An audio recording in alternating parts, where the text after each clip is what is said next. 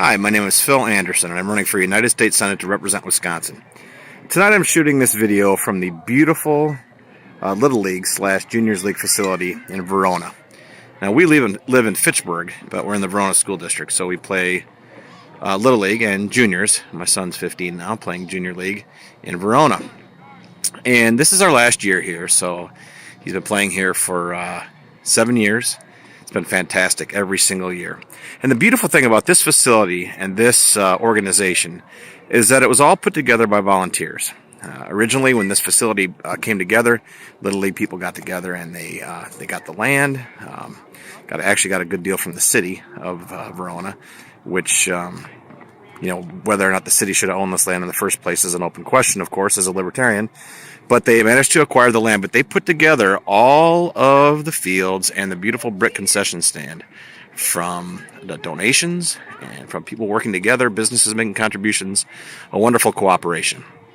Now, you might think that in doing so, that it might have turned out, different from other facilities. But in fact, the baseball fields are identical to, at least in dimensions and rules, of course, to similar fields in other cities all across the United States. Because, of course, when you want kids to learn how to play baseball, they need to, the skills and the knowledge need to be transferable to other places. So, of course, the bases are the right length apart, pitching mound's the right size, plate, bases, everything is the same.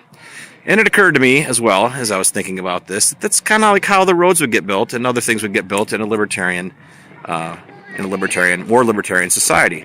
Of course, if people get together and build their own roads as communities, as local communities, as neighborhoods or whatever, of course they're not going to build them to some crazy dimensions. They're not going to make them in a way that they don't connect up with other communities. That would be silly. So they will cooperate with other communities and make sure that their roads are correctly proportioned and safe and can connect up to those roads from other communities. The same with trains, too. The trains in the United States were built by different companies, but of course they all agreed on the same gauge, and so they wanted their train companies to be able to hook up and run on each other's tracks. Even in modern days, cell phone companies are down to basically having two different networks, GSM and CDMA, so that they can transmit signals for each other, and so that phones that are built can work on one or the other. And even now, Motorola makes a phone that works on both. So as you can see, if companies and communities and neighborhoods are left to their own devices, they'll figure out ways to make things usable beyond their own little sphere of influence and sales, and because that benefits everybody. And that's the beauty of a true free market, is that people just don't make stuff to sell it. They make stuff that has to cooperate and communicate with other facilities and devices and services and products across the rest of the economy.